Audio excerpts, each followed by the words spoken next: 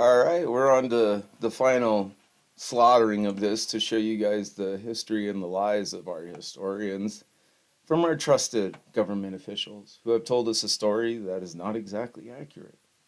So, this is the original photograph that I started this whole show with. I want you to take a good look in the background, all of the houses, fences, all of that stuff that they had to put in.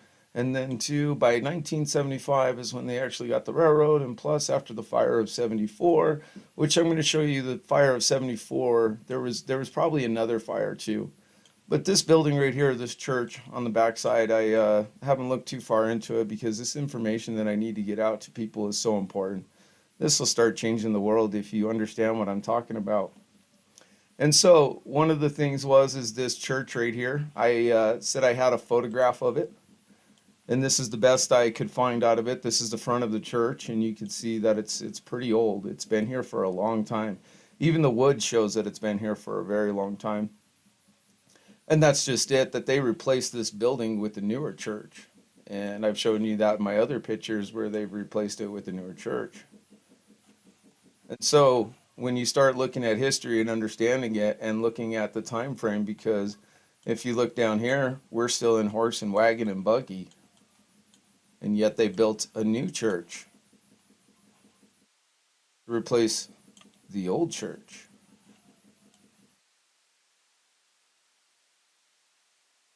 And so when I tell you we've been here longer than, yeah, there's no way you can lie about construction and time, what it takes to actually build something. You can't lie about that. You can lie about everything else, but this is, I have them dead to rights, and they know it. If anyone who sees this video knows exactly what I'm talking about, knows I have them dead to rights, and I've used everything against them, that they're information public historians. Okay, so now that I've showed you this picture and then this picture with, let me go into this picture. No, it's not this one. So the church right here, you can see the church right here. And let me show you a picture of the church being built. And if we go back in here, you can see that they have it all wood framed up in order to build the building. And I'm going to tell you, these guys were absolute geniuses when they built. I mean, when you understand construction and you understand what these guys did, you should be thoroughly impressed with this whole thing. So let's go back and try to give you a history lesson on plumbing too, because this is kind of important. You need to understand all of this at once, all the roads, everything, buildings, all of it being built all at once in just a fraction of a time. It would take normal crews years and decades to build. And especially because they didn't have any heavy machinery. All they had is a pick and shovel. So let me show you some of the history. And when you read it, you're going to realize that they think that we're idiots. And that's what I've come to the conclusion when I've been reading this, is that they think we're just the stupidest people. Okay, where's that other one at?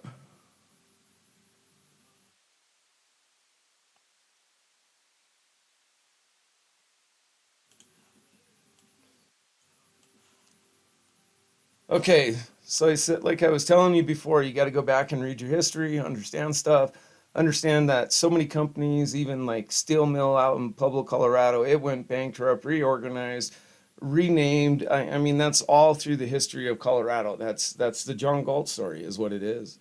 Because all of these companies were whatever, however they did it, it was a war against America, and Colorado seemed to be the last one, as the states counted as they're the ones following next. So like, Colorado was what, the 30th state to enter this. And so this is what I want to tell you, like how stupid they really think you are. Okay, so we're going to read this real quick. Wooden pipes precede the modern hydrant. And I showed that in my last video where that one was the wooden pipe in front of the school in central Colorado. So to show you what they were using for wood pipes. All right, so I was going to, I just have to blow it up. Seriously? It's always something.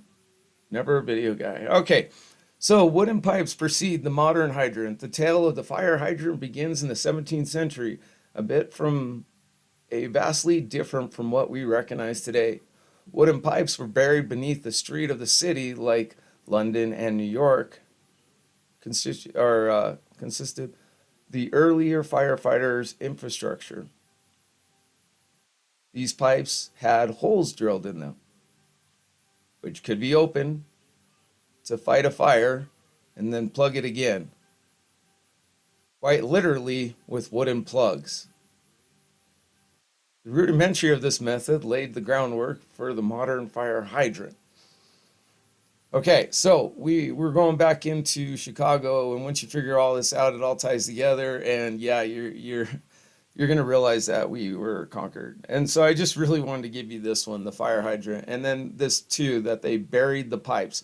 So you got some clown on the on the fire department saying, "Oh, Phil, it's buried over here," and the guy, it's buried on this side of the road, and then they're fighting, and then they have to dig it up, and then they're gonna punch a hole, which there's going to be water pressure. Even though it's a wooden pipe, it's still going to be heavy water pressure because they embedded those with heavy wire, so that way they would stay together. So there's, yeah, and oh my God, I can't get over how stupid they think we really are. And yeah, they've gotten away with it. That's why I don't think they'll ever be caught.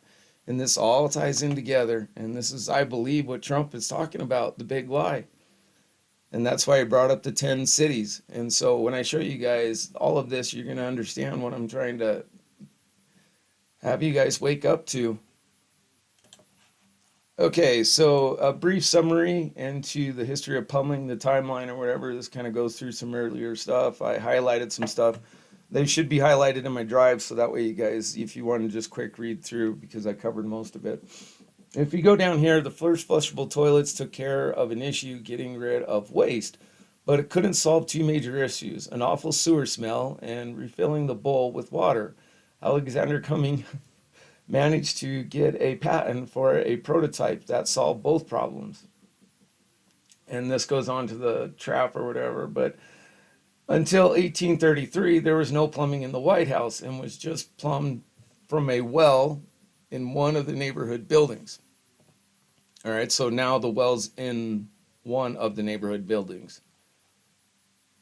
Okay, so the well is inside of a building. That's what they're saying there. Okay, so back to the Chicago story. Let's go into this. And Chicago, the first citywide sewer system in 1855, after years of struggle, they actually raised the city by 8 feet or more to make room for the underground sewer system. Wow. This one says it raised it 8 foot. The last couple I said 4 feet. So yeah, I mean, I guess if you're going to tell a whopper story, I mean, shit, might as well go 20 feet. And that's what I have to show you guys. You have to read through this stuff and understand when did they start using wooden pipes and PVC pipes, and then go through the history of all of it. Because once you do, you're going to start to realize that, yeah, we've been lied to about so much stuff. And then sewage systems. Like, this is one with the car, but before we had any modernization, they had to dig all this out by hand and lay it in all by hand. So imagine how much time that actually took. And this is what's really going to freak you out, is the porta potties. No, that's not what's going to freak you out. This is what should freak you out.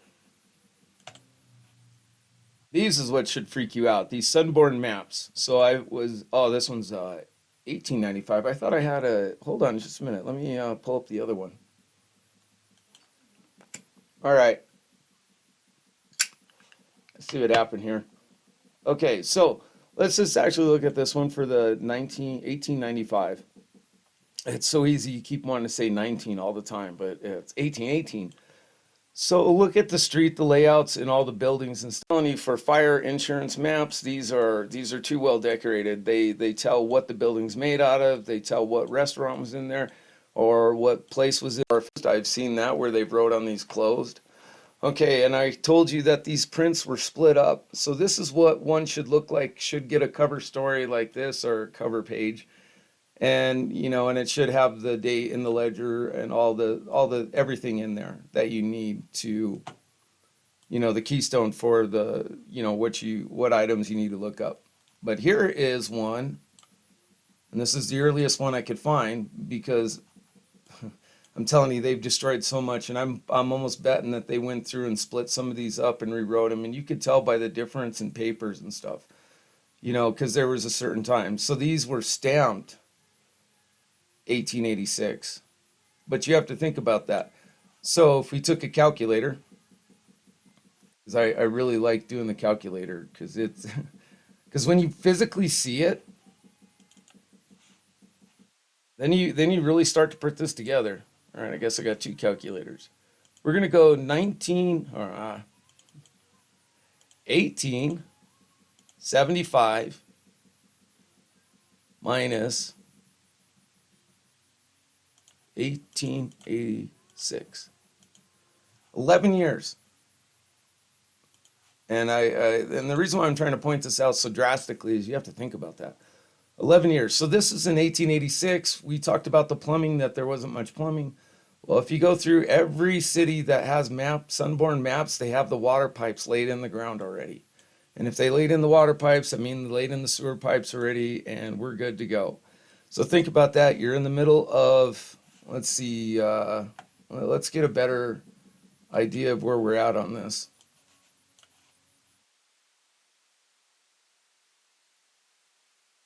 We're in Blackhawk, Central City, Colorado.